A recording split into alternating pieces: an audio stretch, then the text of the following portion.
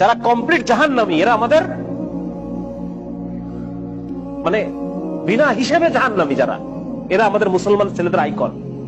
হ্যাঁ, মেসি কি জান্নাতি? জান্নাতে যাবে?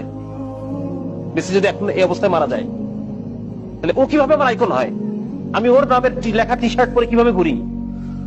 তার প্রতি আমার ভালোবাসা কিভাবে জন্মায়? কিভাবে জন্মায়?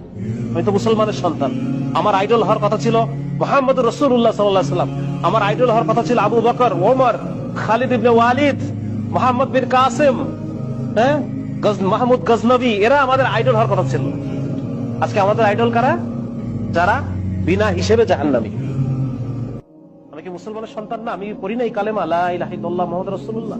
তাহলে এই ধরনের যারা আল্লাহকে অস্বীকার করে, যারা শিরকে নিমজ্জিত, কুফরে নিমজ্জিত, সিনার মধ্যে নিমজ্জিত, এই মানুষগুলো কিভাবে আমার আইকন হয়?